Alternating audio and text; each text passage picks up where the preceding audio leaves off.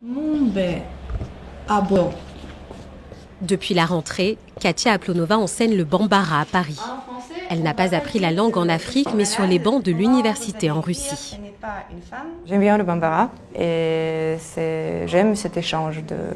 J'aime bien quand j'explique quelque chose à une personne et elle comprend. Et c'est très fascinant en fait de travailler avec les gens qui parlent déjà un peu bambara parce que pour eux c'est la première fois qu'ils écrivent par exemple sur cette langue.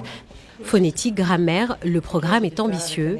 L'enseignante de 23 ans guide ses élèves pas à pas. Est-ce que c'est ouvert ou c'est fermé? Oui, c'est fermé, très bien. Madiata lui est venue du Mali pour parfaire avec elle son apprentissage. Comme Mali par exemple. En fait, j'ai envie d'être un professeur en bambara pour que les gens puissent parler et en même temps écrire. Le bambara, c'est ma langue maternelle. Et quand j'ai entendu parler de ces études-là à l'INALCO, je me suis dit que ça va me rapprocher de mes origines. Alors pour ces étudiants, avoir une professeure russe pour apprendre le bambara, est-ce surprenant? C'est très étonnant d'avoir une prof pas originaire du pays, quoi, en fait, mais tant qu'à maîtrise. Et en fait, c'est pas plus mal finalement, puisqu'elle a appris le français. Du coup, c'est plus facile pour nous en tant que Français que si c'était quelqu'un du pays qui, par exemple, ne pourrait pas comprendre la différence avec le français où nous, on réfléchit d'une autre manière.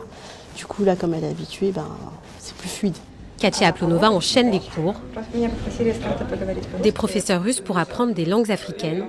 Au sein de l'INALCO, l'Institut national des langues et civilisations orientales, l'enseignante est loin d'être une exception.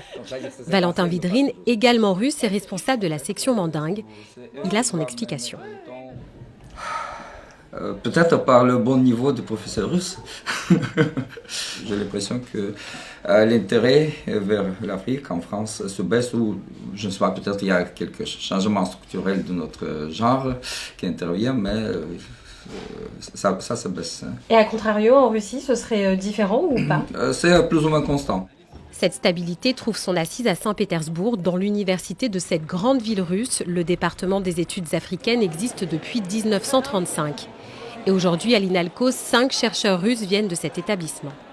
C'est le jeu des concours et la façon dont on recrute en fait les enseignants en France. C'est-à-dire qu'il faut passer un concours et il se trouve que le concours a été réussi par monsieur Vidrine ou par monsieur Pozniakov par exemple. Katia Aplonova fait donc partie de la nouvelle génération d'africanistes russes. Au total, 9 langues du continent sont enseignées à l'INALCO et elles le sont aussi par des chercheurs africains. La direction de l'Institut espère susciter des vocations parmi les étudiants d'origine africaine.